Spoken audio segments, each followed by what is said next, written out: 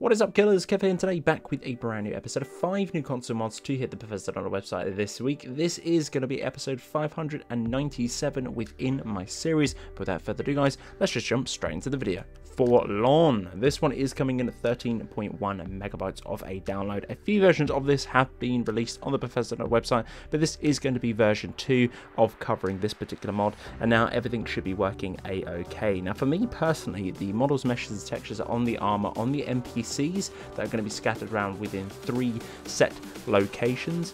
All 3 of them are going to have different sort of armor comps and different sort of things to pick up, i.e. weapons and armor variants, but 3 locations are going to be the Guardian Stones, Throat of the World, and outside the Nightingale Hall. You will find these NPCs, you must slay them to obtain their particular armor. But going on and digressing from that, the armors themselves on the NPCs were really badly textured, and I was crossing my fingers to hope that the armors, once upon wearing them, didn't look anything like this that you see on screen now. Thankfully, upon killing them and actually wearing all of the different pieces that I did manage to loot, only went to 2 locations, didn't go to the Nightingale Hall. You guys can check that one out, but you pretty much get the sort of set look as you can tell on screen right now, and they worked absolutely great. The models, meshes, and textures were absolutely fine. All of the other different great swords and one-hand variants of the weapons worked really well too. Overall, this is a very nice one. We have seen a lot of Dark Souls armors uploaded on the Bethesda website this year of 2020, and we'll be covering many more on the channel too. The Manslayer, coming in at 115 kilobytes of a download.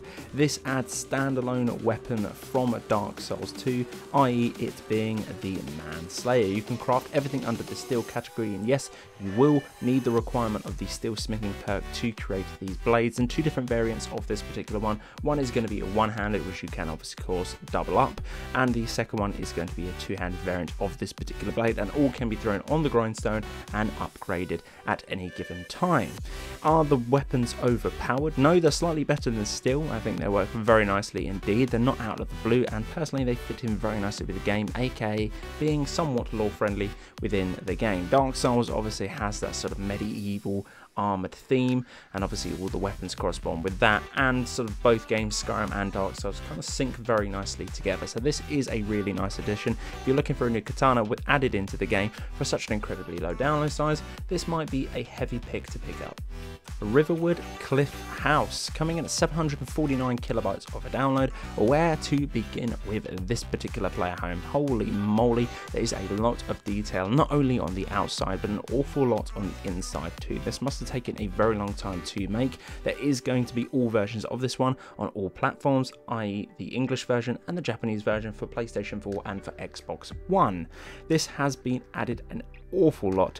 There is going to be a few different things added in. I'm not going to reel off absolutely everything that this does particularly come with, but it adds the following to this particular player home. There's loads of other different NPCs which I didn't actually find. I do believe they're sort of scattered around. They might be lurking around this particular player home, but there is going to be 4 in total apparently. I couldn't find any. All I found was the beautiful house that lies within.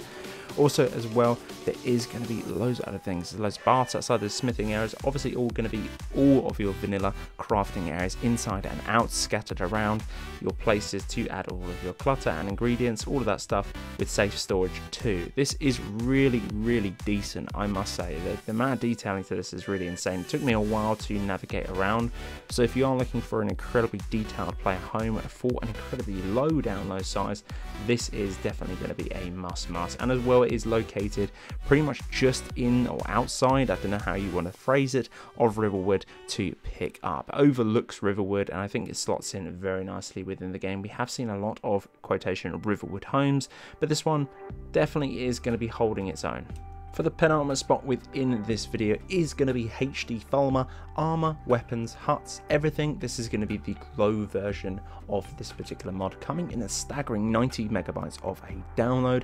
This is going to be a complete retexture of everything to do with the Falmer. Did a quick upscale of all of the things, try to make it look less like a potato, that is for sure. Some of the pieces within this particular mod do look very fancy indeed, and the mod author has used 1K textures on pretty much everything that you do see. Even though some spots are going to be darker, they are going to look a little bit less aggressive and just pop that little bit extra, a little bit more nicer. Again, not looking like a potato, but covers pretty much everything like armor, weapons, chests, huts, pretty much everything to do with the Falmer within the base game. My main thing was the actual character models, aka the armor and the other different things scattered around it. Huts weren't too much of an issue, I'm not really bothered about that, but again, an awful big download size for something that changes one particular NPC within the game. If you do like fighting this particular sort of creature or NPC within the base game, then go ahead, download this, you'll definitely notice a difference. But if you're just generally walking through the world of Tamriel, aka Skyrim, trying to find these little critters and trying to squash their heads in, I don't think you're going to know too much of a difference with this particular mod. Mrfs Castlevajiha coming in at 71 megabytes of a download.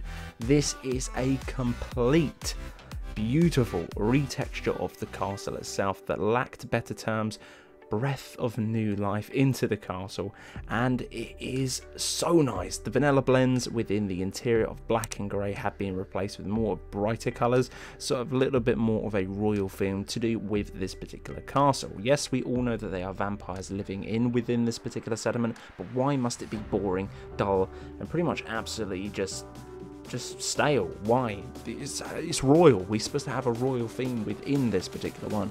It's supposed to flex. Vampires are supposed to, you know, be pretty cool. But this one definitely does take the biscuits. The overall retexture for the castle itself, I can't obviously cover absolutely everything to do with this castle. Probably the best bet to do is grab it and have a little walk around. But as you can tell on screen now, it looks absolutely phenomenal. It just replaces almost everything within here. Also replaces some of the exterior and interior to do with this particular one. Overall, it's just an absolute beautiful royal fantasy feel to do with this castle. So guys, that's the end of this particular episode. This has been episode 597 within my series. Guys, if you did enjoy it, I'd very much appreciate a like on the video. It does help me out an awful lot. If you're new around here too, why not consider clicking that little subscribe button? It's completely free. And if you want to go above and beyond, make sure to click that little bell. Apparently, if you do that, you should get a notification for every single time I post a video like this to the channel. But guys, this has been Killerkev here, and Killerkev out.